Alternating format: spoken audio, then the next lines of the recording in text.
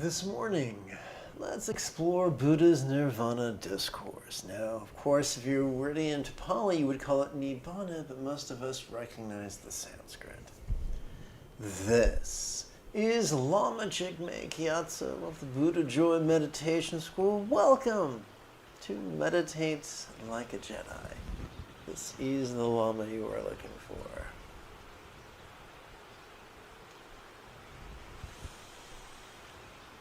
This morning, we could chant and meditate and enjoy a lesson or two. But first, if you love Star Wars, oopsie, wrong button. If you love Star Wars, and you wish to meditate as profoundly as Qui-Gon Jinn on Naboo, be sure to subscribe and ring that notification bell.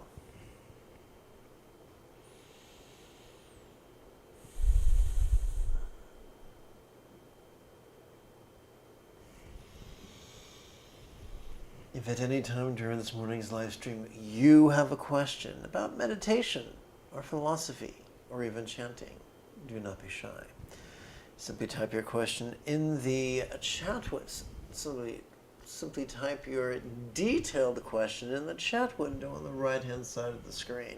I say detailed because a vague question, I really can't answer that in a manner that's going to meet your needs. Now, if you're watching a replay, you'll want to type your question, once again detailed, in the comment area below the video.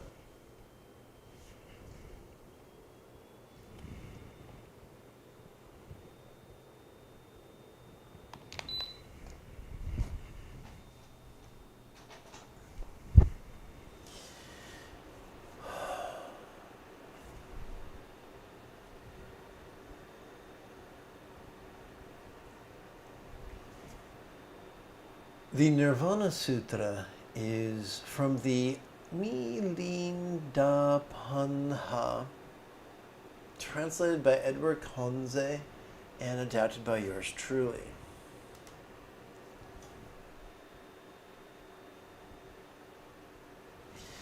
Nagasena said, Nirvana shares 1 quality with the lotus, 2 with water, 3 with medicine, 10 with space, 3 with the wish-fulfilling jewel of lore, and 5 with a mountain peak.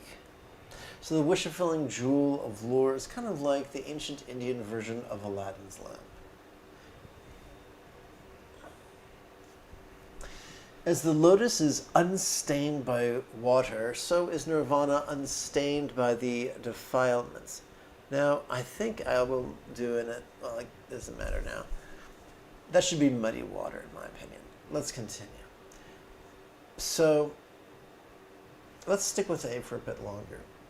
Nirvana is not perfection. Nirvana is simply mastery of the Buddha's path. Well, what does that mean? It means you've gotten so good at the Buddha's path. You both understand it and you've just practiced it so damn much that you practice it spontaneously, habitually, easily, and effectively. What does that mean? That you still experience the impulses of your ancient dopamine-oriented survival instincts. They're very coarse instincts to shove and grab and cling and compete.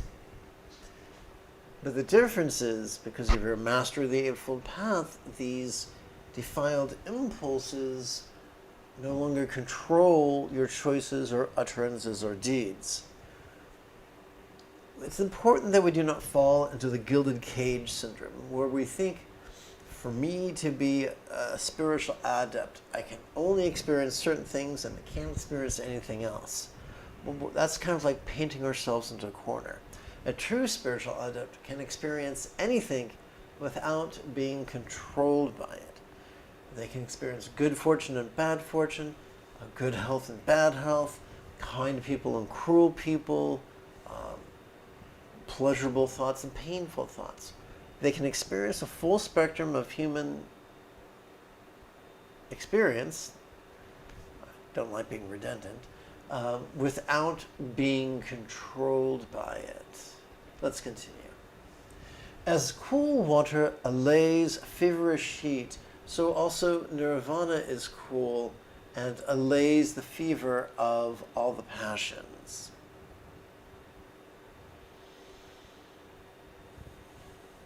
So not the presence of the passions, but the fever of the passions, the tyranny, if you will, of the passions.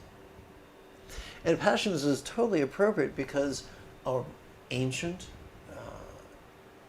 survival impulses have as a primary goal reproduction, and then things that support reproduction. You know, like consuming water and food and safety from predators and elemental dangers.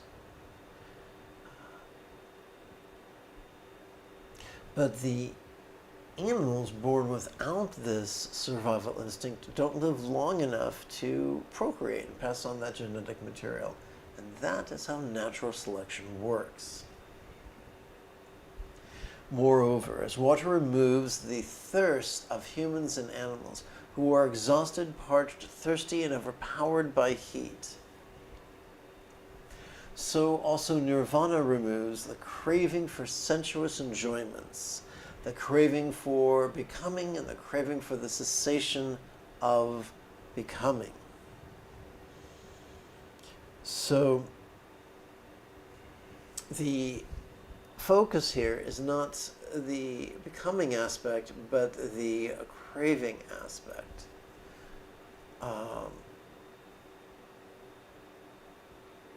So craving is a very, very strong impulse.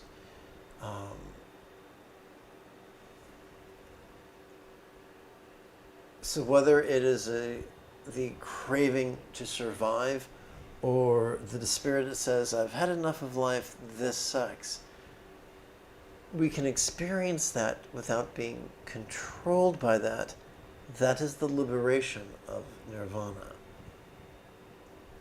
As medicine protects from the torments of poison, so nirvana puts an end from the torment of the poisonous passions.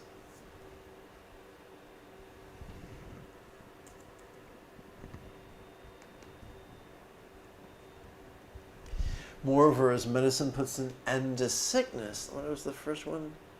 Protects, okay. So nirvana puts an end to the tyranny of all sufferings. Finally, nirvana and medicine both give security. So once again, I've spoken to representatives of the leadership of the Sri Lankan Monastic University. And these are not just my thoughts. These are shared by those who've marinated seriously in the Buddha's teachings. Too many times there seems to be a ratio where the most rigidly dogmatic, orthodox, literal interpretations are held by people with the least exposure to both the teachings and the application of the teachings through meditation. You can't just think your way to nirvana. You also have to meditate your way to nirvana. And so those whose lives' work is both the study and practice of the teachings have a more nuanced view than is afforded by a fervent literalist approach. And these are the 10 qualities with which nirvana shares with space. Neither is born, grows old, dies, passes away, or is reborn. Both are unconquerable, cannot be stolen, are unsupported, or roads, respectively, for birds and awakened ones to journey on. And are unobstructed and infinite. So please bear in mind, this is not a literal list of 10 attributes, but a figurative list of 10 attributes. No, it's actually a literal list, but the attributes are figurative. That's the phrasing I'm looking for.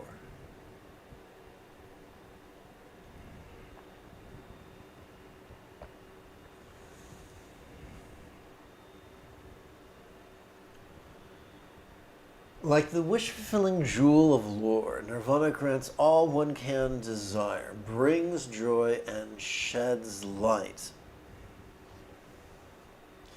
So once again, this is figurative. Nirvana will not give you, a pony. But it will give you what you hoped the pony would give you, which was peace and well-being.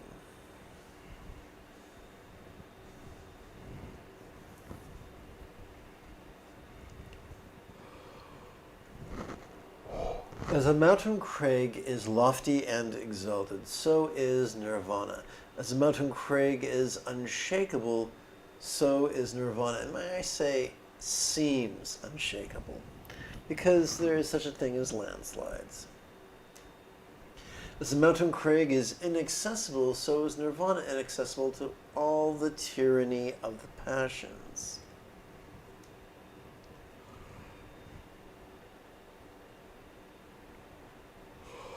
As no seeds can grow on a mountain crag, so the seeds of the tyranny of all the passions cannot grow in nirvana.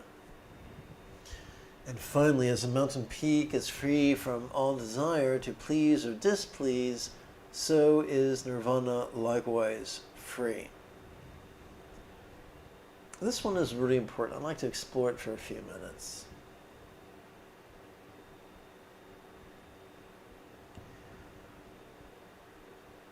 There are some superstars of science education, and they all agree that the truth is under no obligation to appease your preconceptions.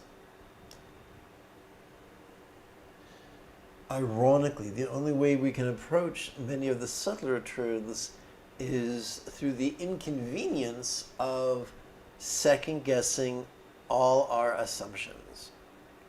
Cherished or uncherished, ancient or new, rational or irrational. For more than 2,000 years, humans have recognized that to really advance when it comes to the hard sciences, we have to be aware of cognitive bias and logical fallacies and avoid them like a soldier would avoid a landmine.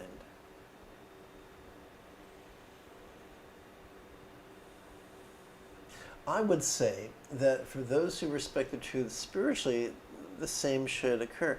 To borrow a passage from the Christian Gospel of John, if Jesus is the way and the truth and the life, then our relationship towards truth is a reflection of our relationship towards Jesus. If we take a lazy, rigid, irrational, lazy-minded view towards truth, then that doesn't speak well for the God who people say is truth. Far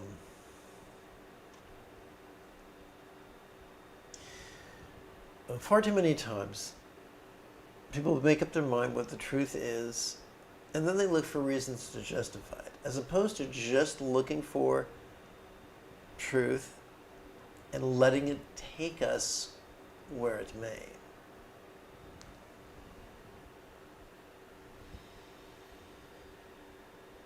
Let's spend 40 seconds on housekeeping. Every 12 hours, I broadcast a live meditation class without any ads. This channel supported by the generosity of viewers just like you. With your help, this channel can support the next generation of nuns, monks, yogis, lamas, and even brick-and-mortar meditation centers, each replete with a resident teacher and their apprentice. If this speaks to you and you'd like to help out, even for as little as the cost of 1 cup of coffee a month, then you can use your smartphone to capture this QR code, or you can simply scroll down and use the Patreon link in the description area below the video.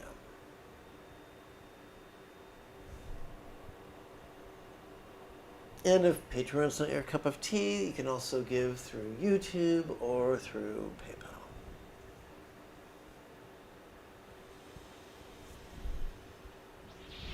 Let us now practice the latest iteration of easy meditation.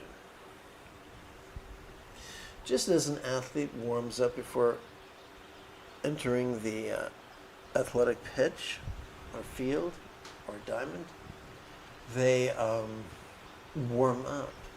Likewise, we can warm up our neural pathways responsible for love and enthusiasm by chanting bodhicitta and refuge. May I liberate all beings by relying on the Buddha's example, instructions, and students. May I liberate all beings by relying on the Buddha's example, instructions, and students. May I liberate all beings by relying on the Buddha's example, instructions, and students.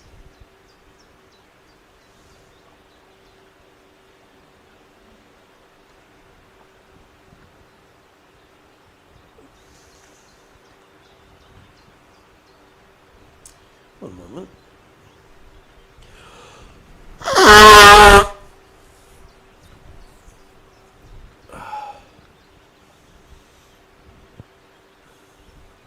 Let's chant an adaptation and amplification of the Heart of Wisdom Sutra.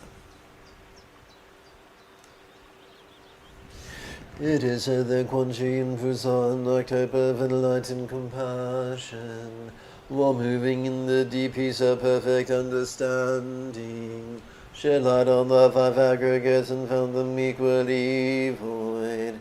After this realization, she made peace with all pain. So, we're going to explore what voidness means. That will only make sense, however, when we explore it within the context of mindfulness and meditation. The easiest way to practice mindfulness is to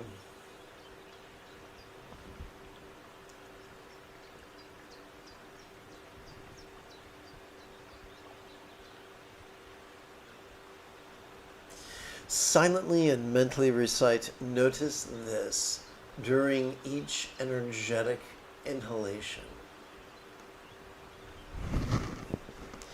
The easiest way to practice meditation is to mentally recite emptiness during each exhalation, during each relaxing exhalation. Now, why is that? Because every time we inhale, we access the sympathetic nervous system, which is wired to support the sensory acuity that allows us to notice sensations, flavors, scents, sounds, sights, and the like, as well as emotions, intentions, thoughts, memories, and imaginings. It is wired for us to help us notice these things vulnerably, passively, viscerally, and spontaneously.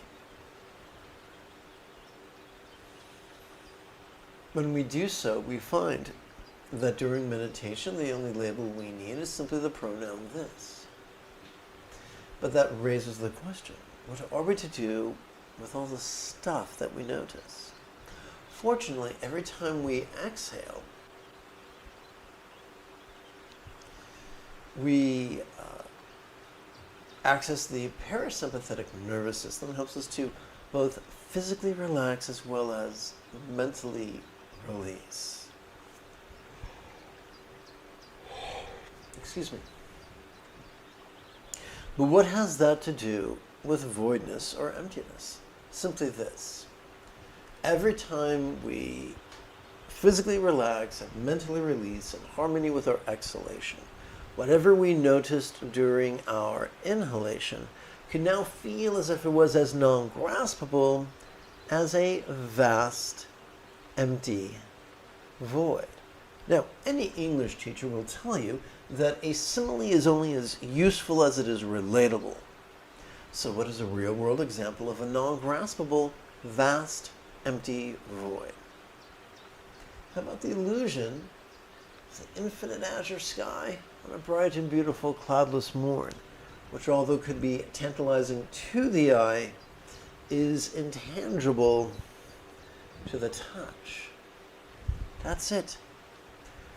We do not, emptiness does not make sense when explored literally, for that only leads to superstition or skullduggery. But when we explore it figuratively, the truth is revealed that emptiness is simply a metaphor for what we experience naturally every time we exhale. And so the biggest part of meditation is simply aligning our will, our intention, our volition, if you're a fancy pants, with the factory-installed programming of our autonomic nervous system. That's why the Buddha was able to teach in the Satipatthana Sutta that full enlightenment could be accomplished in as little as 7 days. He didn't say this for special people in special places at special times. He just said it's possible. If you have a teacher who will start making excuses why that can't be done, find a better teacher.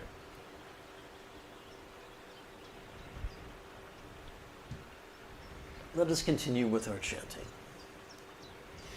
Listen, Shariputra, form is emptiness, emptiness is form. Form does not differ from emptiness, emptiness does not differ from form. The same is true with feeling, appraisal, impulse, and awareness. Buddha was not big on metaphysics. However you divide reality, however you organize your perception of reality, it's still true that whatever you notice, you can release if you're in harmony with your autonomic nervous system. Listen, Shariputra, phenomena all marked with emptiness.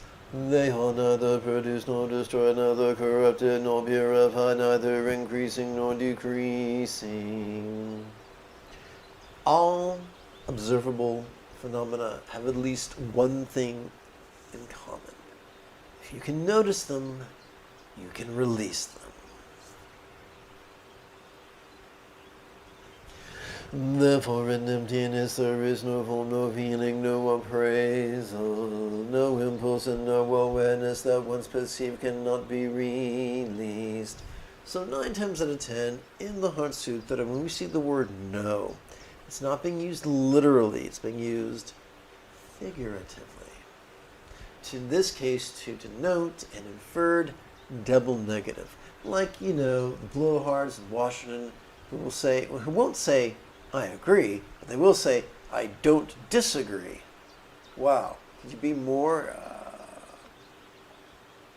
weaselly? So, because this is an ancient rhetorical device, it makes its appearance here in this ancient document. Let's continue. So we're going to deconstruct the 3 circles of experience, of observation, or of object of observation, organ of observation, and experience of observation. This is going to be our go-to contemplation this morning, a contemplation which is a counterpoint to a meditation. That'll make more sense in a few minutes.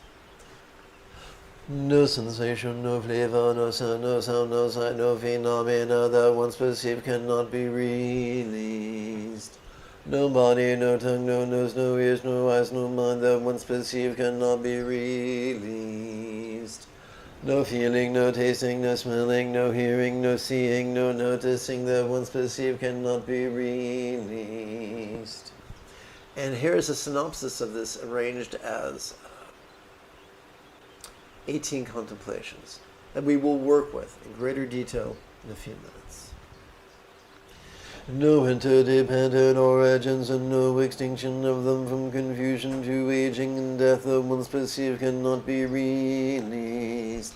Because no matter how you try to slice reality, if you can notice it, you can release it. No stress, no exacerbation, no liberation, no path, no understanding, no attainment that once perceived cannot be released. Because there is no attainment that once perceived cannot be released. The Bodhisattva archetypes of enlightenment supported. By the perfection of understanding, find no obstacles for the minds that once perceived cannot be released. Now you might put your hands on your hips and say, this seems pretty redundant. And the answer is, yes, it is.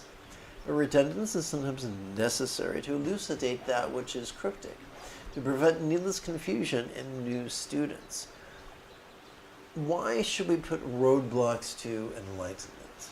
Why don't we just make it as easy as possible for new students to master the path?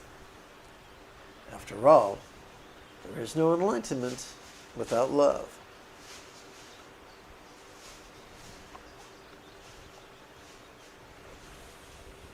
Let's continue. Having no obstacles that once perceived cannot be released, they transcend the tyranny of fear, liberating themselves forever from the tyranny of illusion and realizing perfect nirvana. Every Buddhist still experiences the full spectrum of human emotions. They simply are not a slave to them. All Buddhas of the past, present, and future, thanks to this perfect understanding, a private, full, right, and universal enlightenment. Therefore, one should know that perfect understanding is like a great mantra, is like an unequaled mantra. The destroyer of all suffering, the incorruptible truth. A mantra prajnaparamita's perfect understanding could therefore be proclaimed. This is the mantra. Gate gate para samgate bodhi swaha. May also notice, relax, and release that we go completely and perfectly go to enlightenment. And now it's time to contemplate and meditate, just like a very slow game of Pong, if you're an old guy like myself and remember such a thing.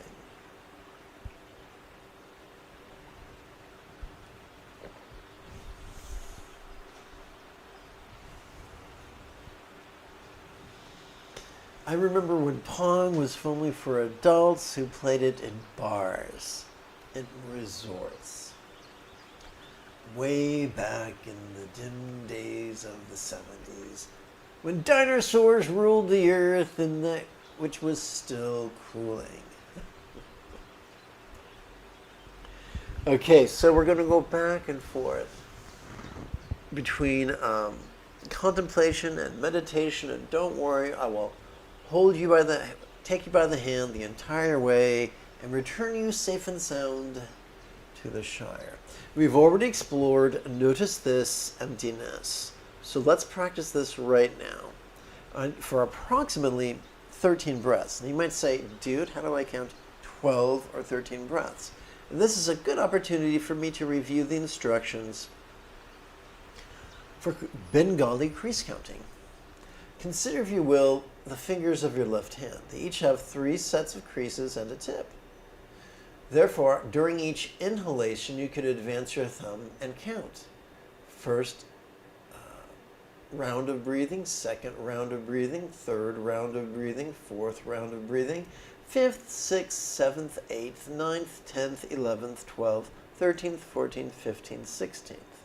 What is a round, you might ask? An inhalation followed by an exhalation. If you only inhale or you only exhale, you're not going to get far before turning blue, tipping over, wiggling, and frightening the dog. Please don't frighten your canine companion. They love you more than you can know.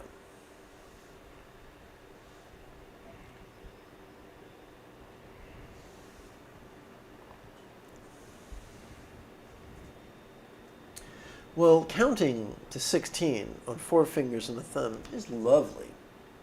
But did you know, in addition to counting 16 rounds, you can count sets of 16 rounds. 1 set of 16 rounds, 2 sets of 16 rounds, 3 sets of 16 rounds, and so forth. Once you complete 16 sets of 16 rounds, you've accumulated 256 rounds, which is approximately 30 minutes. Meditate for an hour? Then do it twice. And while we're on this subject, some people just try to push themselves hard to meditate, but that can create an aversion to meditation. So sometimes the most clever approach is the gradual approach. The first week, meditate for 1 set of 16 rounds every 12 hours or so. Perhaps the second week, 2 sets, the third week, 3 sets, and within 32 weeks, less than 3/4 of a year, you'll be up to speed. Have grown comfortable to meditating for an hour twice a day. And because it's so gradual, your pets and your partners won't freak out about it. And if you're doing it properly, you will become so much more responsive to their needs and so much less of a dunderhead, and that they'll actually encourage you. I remember several years ago, maybe 6 years ago, having a difficult discussion with my partner. She said, maybe you should do some walking meditation. Hey, it could have been worse. She could have said, why don't you go for a long meditation walk on a short pier? She could have said that, but she didn't. You know, it's funny. Last night I got some hate mail, which was crafted by a master troll who just beat me up. And there's nothing like, the words of someone who's an expert troll, who knows exactly how to hurt someone. When you're tired, when you're punchy, can beat you up. But the irony is, sometimes our best meditation is when we're experiencing some form of pain. I'm not saying, take a hammer and go to work on your kneecap. Please don't do that. But the great irony is that those who wish to do us the most harm can accidentally do us the most good if we take the pain they cause us and bring it into the Buddha's path.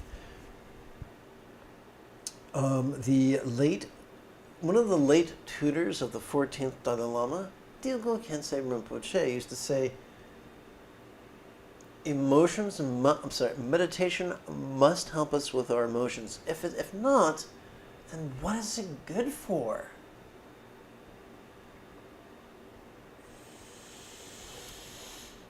Now let's return to our program already in progress.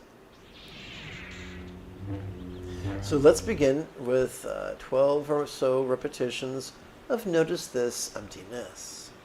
Whoops, wrong button.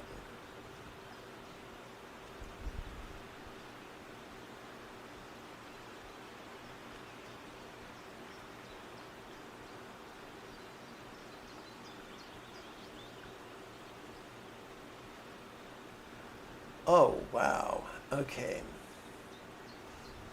That's an error on my part that I will remedy right now. Please bear with me.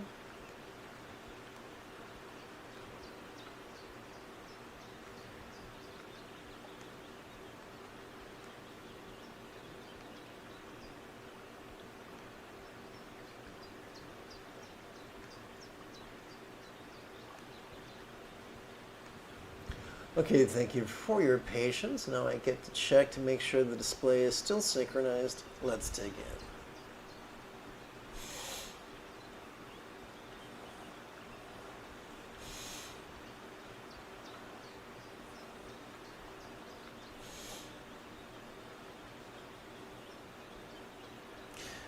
Being rather disabled, I have often fallen asleep during meditation. I found that inhaling energetically helps me remain lucid. It is therefore unsurprising that energy is the third of 7 enlightenment factors.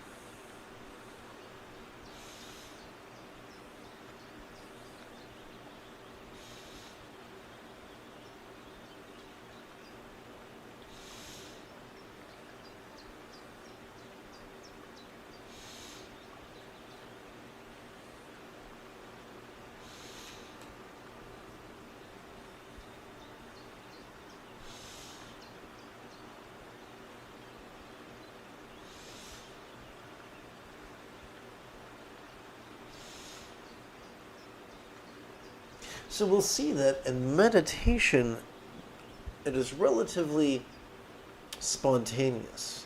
We do not actively define the pronoun. It's whatever is cartwheeling across the stage of our mind in the moment. In contemplations, so where mindfulness and meditation tend to be passive, contemplation tends to be active. We're going to contemplate right now. We're going to begin by contemplating the second fold of the Eightfold Path, love.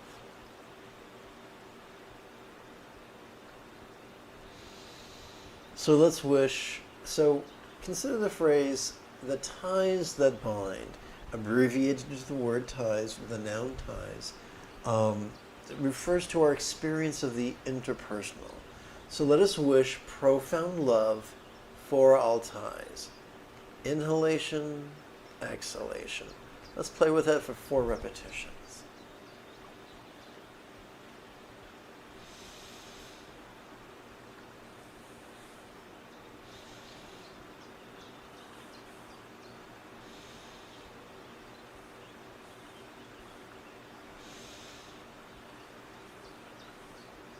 Our job when meditating on love is not to visualize or believe or emote. We simply play with the words silently and mentally in harmony with our energetic inhalation and our relaxing exhalation. And believe it or not, that's enough to strengthen the neural pathways responsible for empathy. We turn our attention now to contemplation. We're going to contemplate scent. We begin with the object of perception, scent itself. There's going to be horrible grammar. Grammar is horrible, yet effective. That their scent, relaxing. And you'll notice that I'm trying to stick to a 3-syllable paradigm.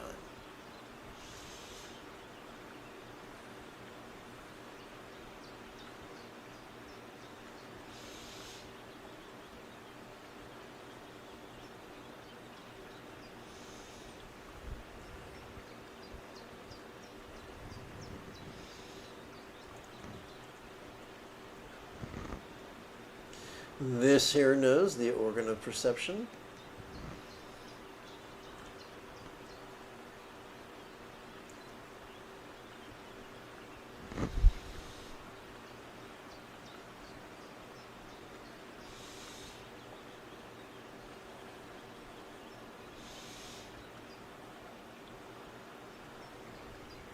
Now the act of perception.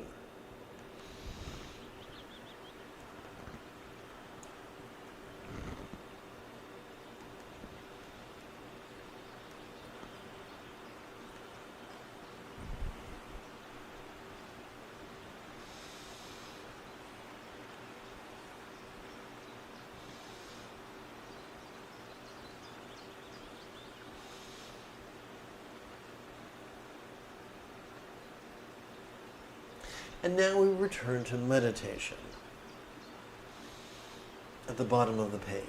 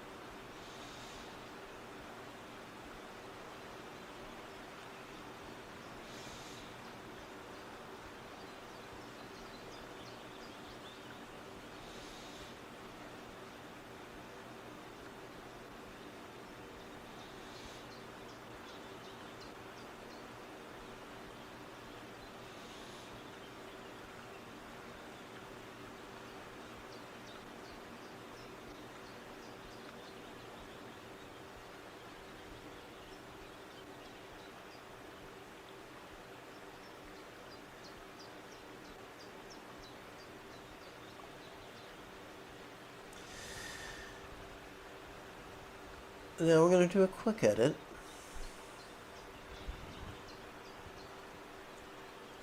So let us wish safety and good fortune for all circumstances.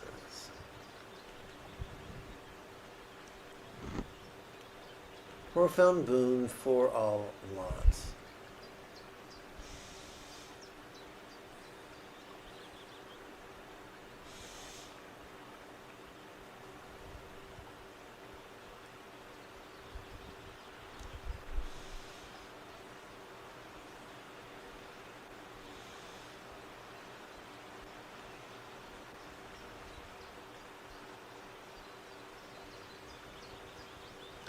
Now let us turn our attention to flavors. Begin with the object of perception.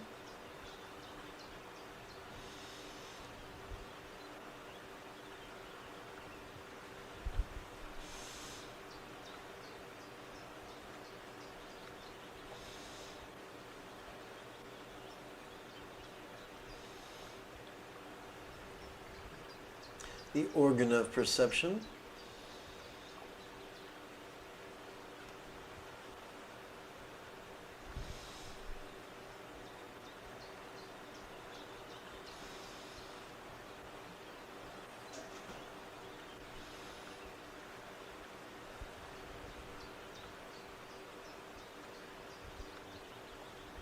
And the experience of perception.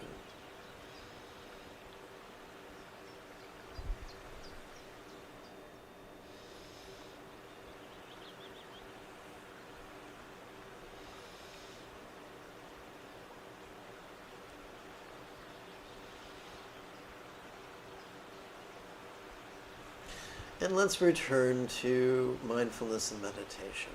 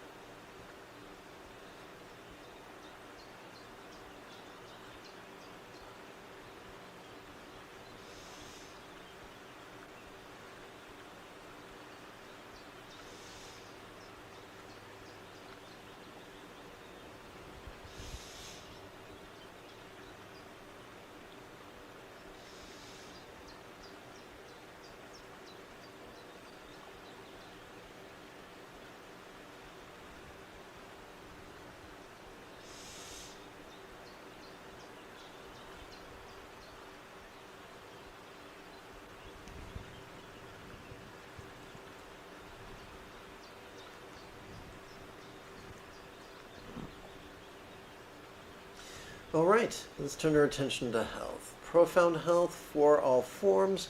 Form is just a fancy word for body.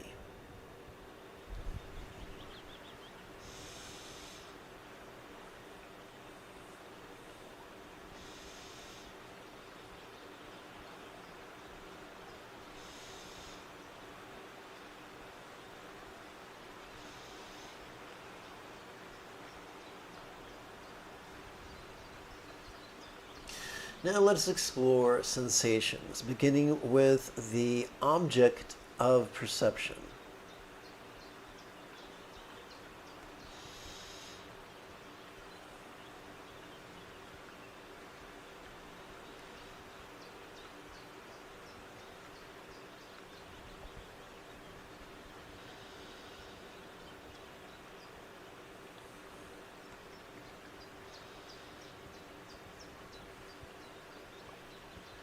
And now the organ of perception.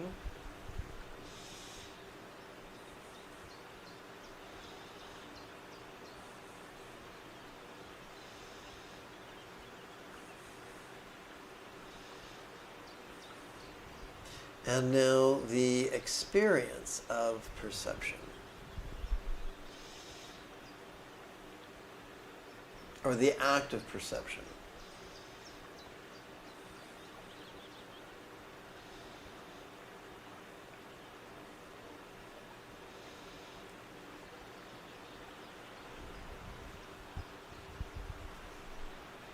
Let us return to mindfulness and meditation.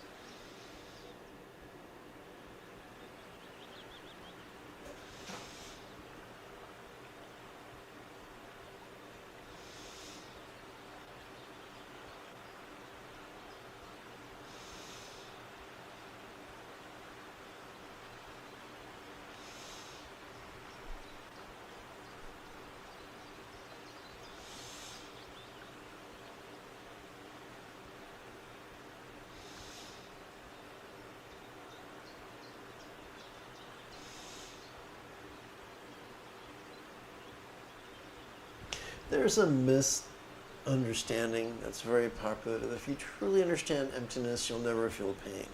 No. Emptiness does not negate mindfulness. On the in-breath we notice, on the out-breath we let go, as if that which we had previously noticed was as non-graspable as a vast empty void.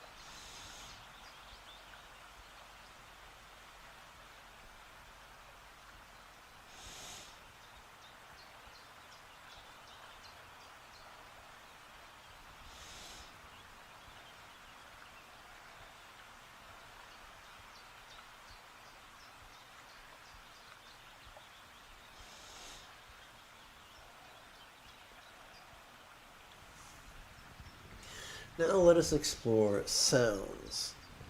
I guess before we should do that, I jump the gun. Let us wish profound joy for all relationships.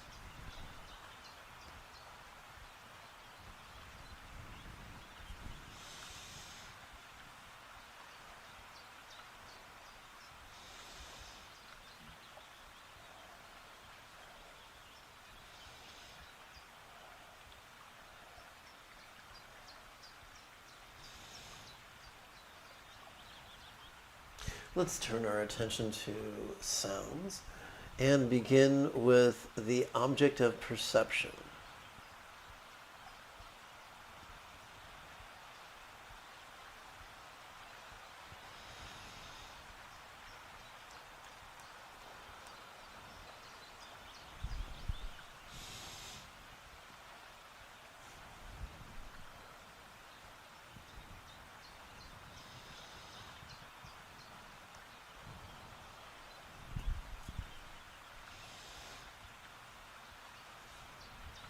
And now the organ of perception.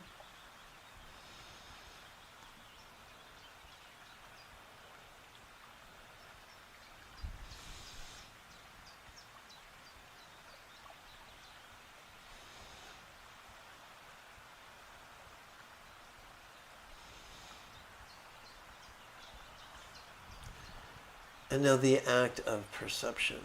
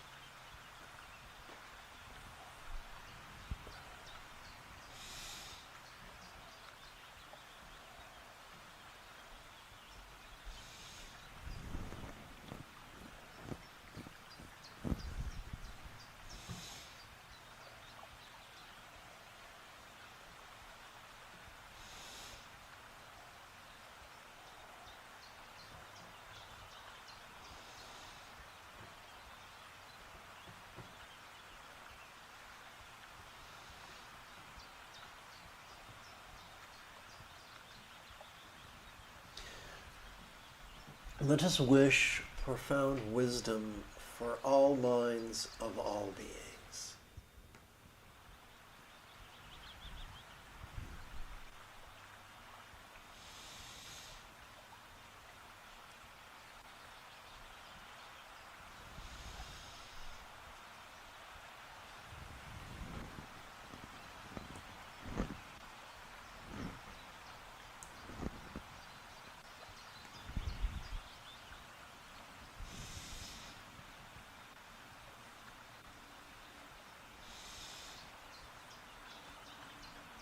Let's turn our attention to sight, beginning with the object of perception.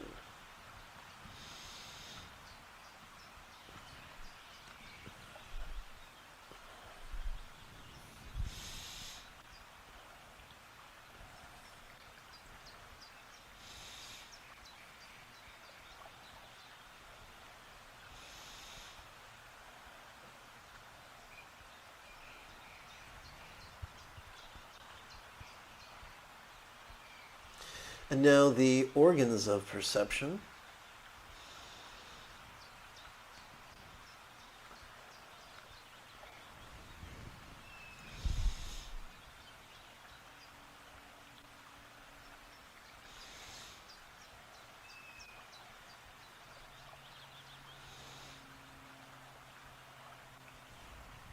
And now the act of perception.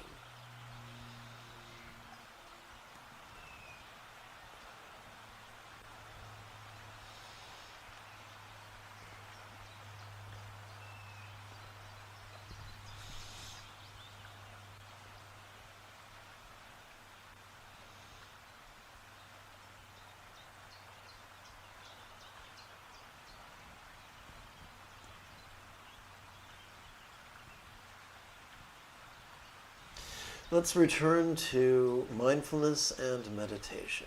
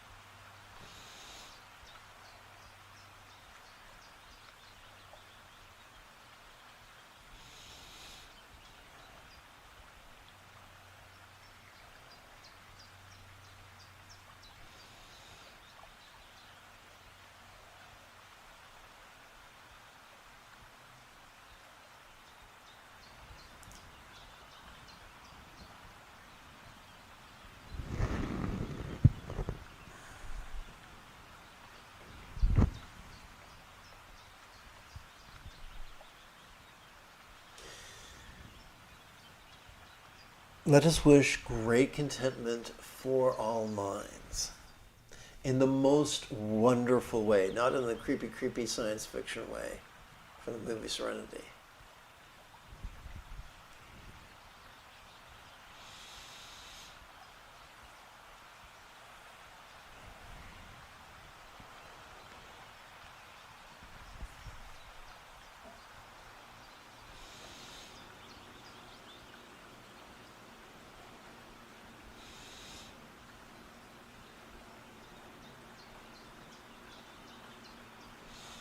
So now we're going to turn towards phenomena. Now, the great thing about phenomena is it sounds like that song, phenomena, dun dun dun dun dun, phenomena, dun dun dun dun, phenomena, dun dun dun dun dun dun dun dun dun dun dun dun dun dun dun dun.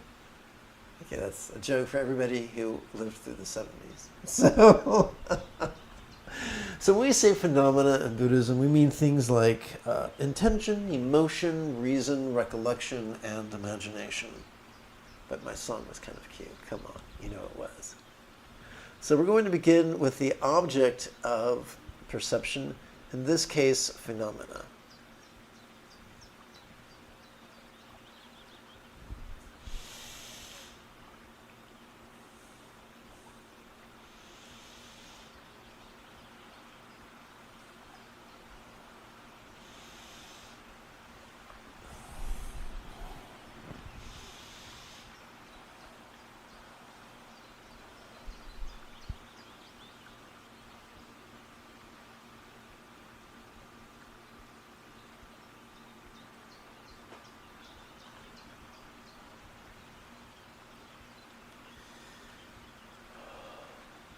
And now we're going to turn to the organ of perception, which in this case is the mind.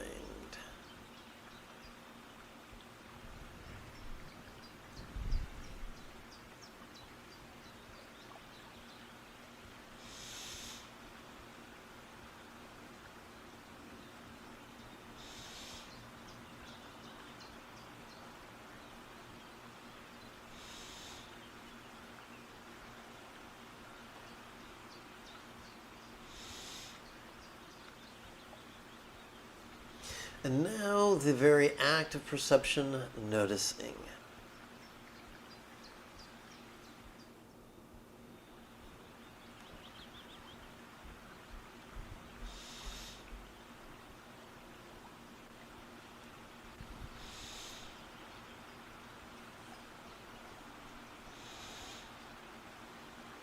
And yes, we're noticing, which is all kinds of fun, isn't it?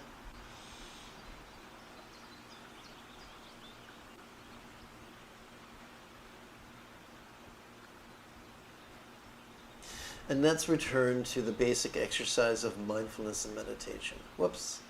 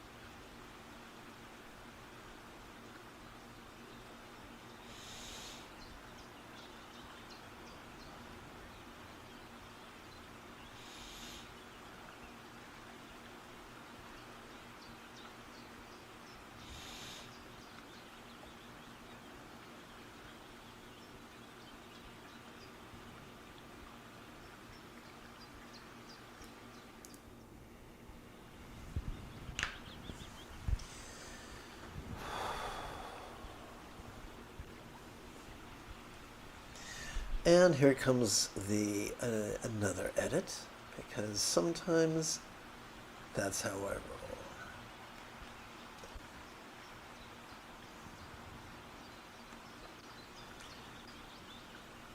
1, 2, 3, 4, 5, 6, 7, 8, 9, 10, 11, 12, 13, 14, 15, 16.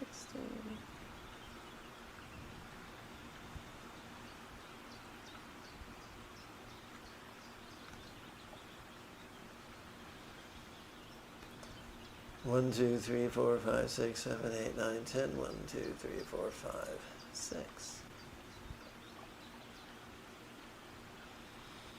Okay, so let's go to a generic act of compassion.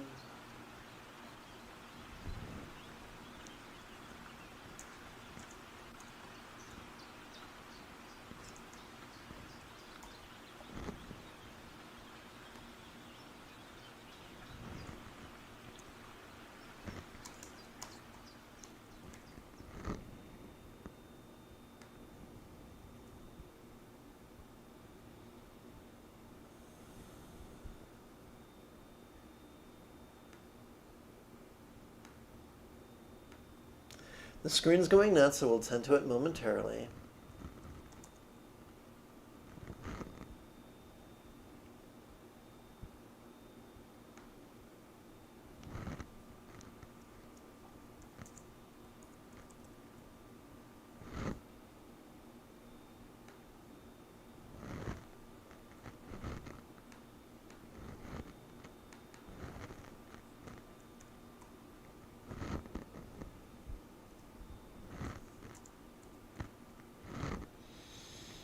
Okay, so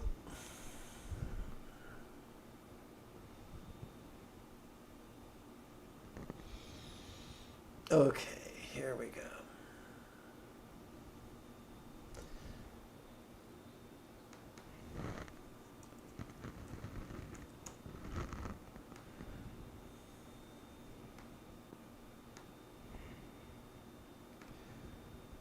So let's begin with our generic act of compassion. All being stress, may I soothe.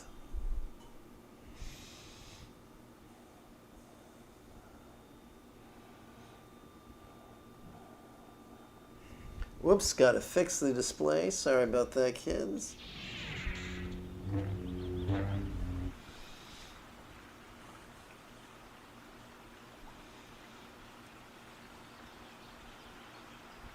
Now, there will be times when we are wrong, we are done dirty.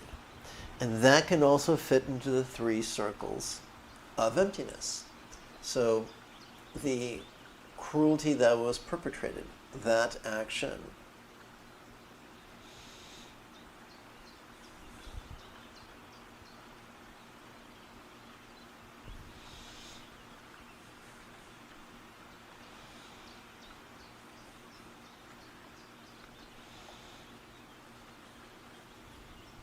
And then the person who committed the act of cruelty, that actor.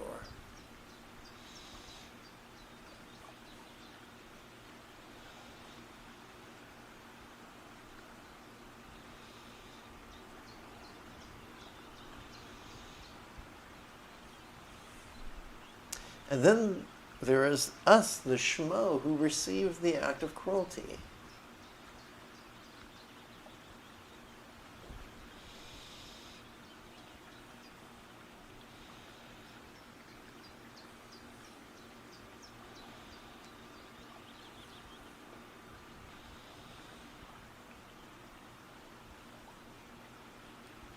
And let's return to mindfulness and meditation.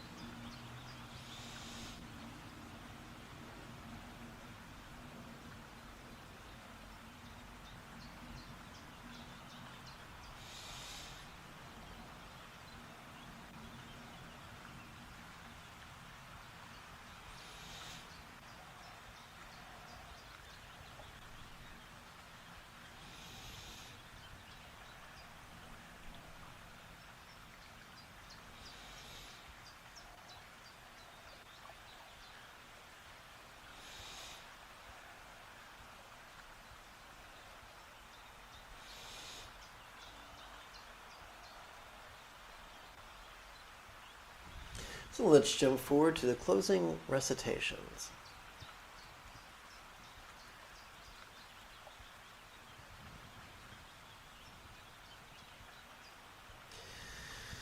May each being take auspicious rebirth, master the Buddha's path, and that helpful others do likewise. May all beings practice of kind communication, conduct, and calmness, spontaneous and uncontrived. May everyone be free from stress, may everyone be happy, may no one be separated from the happiness. May everyone have balance from the tyranny of hating, craving, and clinging free.